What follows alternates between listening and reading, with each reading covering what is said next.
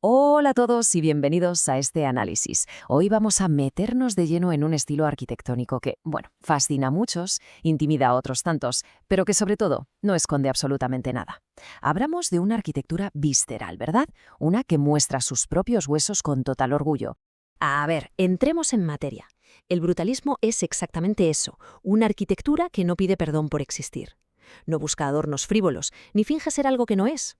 A lo largo de este repaso vamos a viajar al corazón mismo de este movimiento estético. Y lo vamos a hacer examinando con lupa la obra de dos figuras que son auténticos maestros, pero radicalmente distintos entre sí. Por un lado, el argentino Clorindo Testa y por el otro, el búlgaro Georgi Stoilov. Vamos a ello. Sección 1. El origen del brutalismo.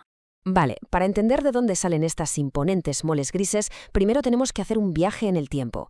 Nos situamos en la Europa de los años 40 y 50, justo después del devastador paso de la Segunda Guerra Mundial. El continente estaba literalmente en ruinas. Millones de personas se habían quedado sin hogar de la noche a la mañana. Así que, ante la necesidad urgente de reconstruir las ciudades de forma rapidísima, muy barata y a una escala bestial, entra en escena el gran protagonista de hoy, el hormigón armado. Al ser tan resistente y económico, era la herramienta perfecta, pero ojo, fue el legendario arquitecto Le Corbusier quien lo elevó, digamos, a la categoría de manifiesto filosófico. Con su famosísimo proyecto de viviendas en Marsella, allá por 1952, tomó la audaz decisión de dejar el material 100% a la vista. Él lo bautizó como béton brut, es decir, hormigón en bruto, y sí, es precisamente de ese término francés de donde nace el nombre de todo este movimiento. Curioso, ¿verdad? Sección 2. Los 4 rasgos esenciales. Entonces, el punto clave aquí es: ¿cómo identificamos a uno de estos gigantes de hormigón cuando vamos caminando por la calle? Pues bien, el brutalismo tiene 4 mandamientos intocables. Primero, el hormigón visto domina pero de forma absoluta, tanto la fachada como la estructura. Segundo, las formas nunca, y digo nunca, son tímidas, son masivas, pesadísimas y súper escultóricas. Tercero, toda la estructura y las instalaciones mecánicas quedan al descubierto, o sea, nada de falsos techos para esconder tuberías o vigas, aquí se enseña todo. Y cuarto, cero ornamentación, nada de maquillaje. En el brutalismo la función del edificio es lo que dicta su forma, y esa forma se exhibe a propósito para que todo el mundo la vea tal cual es. Y como era de esperar, esta idea corrió como la pólvora. El movimiento cruzó rápidamente las fronteras europeas y, entre las décadas de los 60 y 70, experimentó una expansión verdaderamente global. Se consolidó en Gran Bretaña, saltó a América Latina, dominó el bloque soviético, hasta llegó a Australia. Alcanzó su punto álgido dando vida a imponentes edificios gubernamentales, campus universitarios y enormes complejos memoriales. Claro, al ser un estilo tan, digamos, tan contundente, generó tanta admiración apasionada como un rechazo brutal, literalmente. Esto llevó a su declive en los 80. Pero ojo, que hoy en día estamos viviendo un renacimiento fascinante con una reivindicación académica y cultural fuertísima de estos espacios por todo el mundo. Sección 3. Clorindo Testa, escultor urbano. Ahora que ya tenemos claras las bases, vamos a conocer a nuestros protagonistas, empezando por Sudamérica. Os presento a Clorindo Testa. Nació en Nápoles en 1923, pero se crió en Buenos Aires desde que tenía solo 6 meses. Testa absorbió el crudo lenguaje de Le Corbusier de primera mano durante un viaje por Europa en 1947.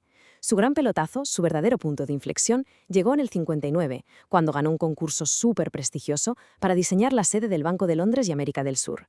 Imaginaos por un momento el centro de Buenos Aires, calles estrechas, densas, súper tradicionales. Y de repente, Testa, con una audacia tremenda, planta un juego escultórico monumental de hormigón. Creó una especie de caparazón lleno de huecos irregulares para proteger un interior todo de cristal. Pero la verdadera genialidad fue cómo abrió el espacio, integrando una plaza semipública en la base que le daba un respiro gigante a la ciudad.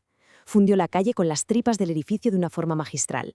Pero si hablamos de tenacidad, tenemos que fijarnos en su obra cumbre, la Biblioteca Nacional Mariano Moreno. Fijaos, la primera piedra se puso en 1971, pero el proyecto tuvo que sobrevivir a de todo. Dictaduras militares, crisis económicas severas, parones larguísimos y cambios de gobierno drásticos. Finalmente logró terminarse en 1992. El resultado es esta imponente mole. Son 4 inmensos bloques de hormigón envoladizo que parece que flotan por arte de magia sobre el terreno. La gente en Buenos Aires la llama cariñosamente el gliptodonte, porque claro, parece una bestia prehistórica. Esta presencia inconfundible fue declarada Monumento Histórico Nacional en Argentina en 2019. Casi nada. Lo que hacía a Clorindo Testa un maestro tan, pero tan especial, era su doble faceta creativa. No solo era un arquitecto increíble, sino que también era un prolífico artista plástico. Y esto se nota muchísimo. Al ver las formas tan intrincadas de sus edificios, te das cuenta de que trataba la rigidez del hormigón bruto con una sensibilidad totalmente escultórica, o sea, lo moldeaba casi como si fuera arcilla. Hasta que nos dejó en 2013, Testa transformó por completo el paisaje urbano de Buenos Aires, dejando una huella imborrable en la historia de la arquitectura latinoamericana. Sección 4. Georgi Stoilov y el monumentalismo estatal. Y de Argentina, damos un salto a un contexto ideológico y geográfico totalmente distinto. Vamos a conocer al búlgaro Georgi Stoilov. Nacido en una pequeña aldea en 1929, con tan solo 15 años ya estaba metido de lleno en el movimiento partisano antifascista. Toda esa intensa formación política en las montañas marcó por completo su visión del mundo. Para él, la arquitectura a gran escala no era un simple jueguecito estético de vanguardia, no.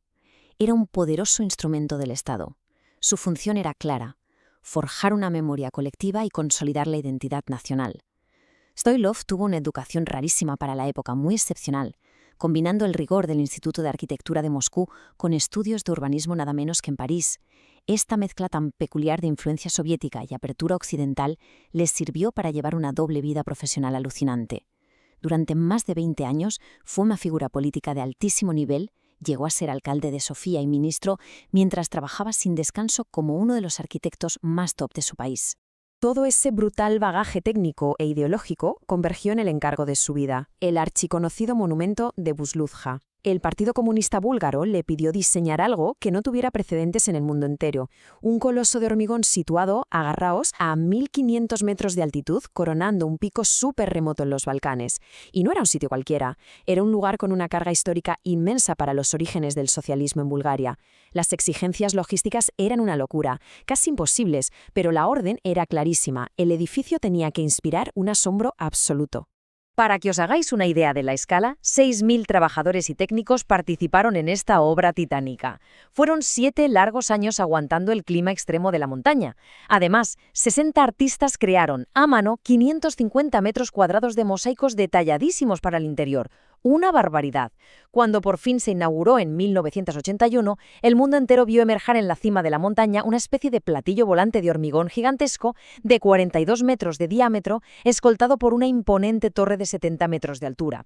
Fue una proeza de la ingeniería sin igual, convirtiéndose al instante en uno de los edificios brutalistas más extremos de todo el siglo XX.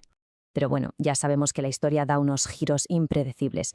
Con la abrupta caída del comunismo en 1989, este gigantesco edificio perdió de golpe su propósito institucional y fue abandonado a su suerte, a merced de los brutales inviernos de la montaña. A día de hoy es un símbolo súper polémico. Divide a quienes repudian su pasado y a quienes valoran la innegable proeza arquitectónica que representa. Y claro, el deterioro salta a la vista. De hecho, en 2018 la organización Europa Nostra lo metió oficialmente en la lista de los patrimonios más amenazados de Europa. Antes de fallecer en 2022, a los 93 años, Stoilov dejó una reflexión bastante agridulce. Dijo que al menos le alegraba ver que Europa intentaba salvar el edificio, ya que su propio país prefería mirar para otro lado. Sección 5. El legado del hormigón. Ya acercándonos al final de nuestro análisis, poner cara a cara a estos dos gigantes nos enseña lo increíblemente versátil que podía llegar a ser este movimiento. Pensadlo bien: Testa en Sudamérica y Stoilov en Europa del Este, dos mundos y dos contextos políticos radicalmente opuestos. Por un lado, tenemos a Clorindo Testea con su enfoque más orgánico, más conversacional, 100% urbano en Argentina. Sus obras buscan charlar con el peatón, respiran con la ciudad y desbordan una sensibilidad artística brutal. Por el otro lado, nos encontramos con el monumentalismo súper estricto y aislado de Georgi Stoilov en Bulgaria, lleno de carga política. Allí el brutalismo funciona más bien como un enorme megáfono del Estado, una ancla física pensada para imponer una memoria nacional muy concreta. Pero, a pesar de estar en las antípodas, ambos maestros abrazaron exactamente las mismas e inflexibles reglas del brutalismo. Los dos usaron el frío hormigón armado como su lenguaje de expresión más puro. Ambos llevaron sus proyectos a una escala monumental para hacer declaraciones visuales súper audaces y decidieron dejar siempre a la vista el crudo esqueleto del edificio como un acto total de honestidad arquitectónica. Supieron coger un estilo que era global y lo tradujeron a la perfección a sus propios idiomas, dejándonos estas inmensas y pesadas estructuras de las que es imposible apartar la mirada.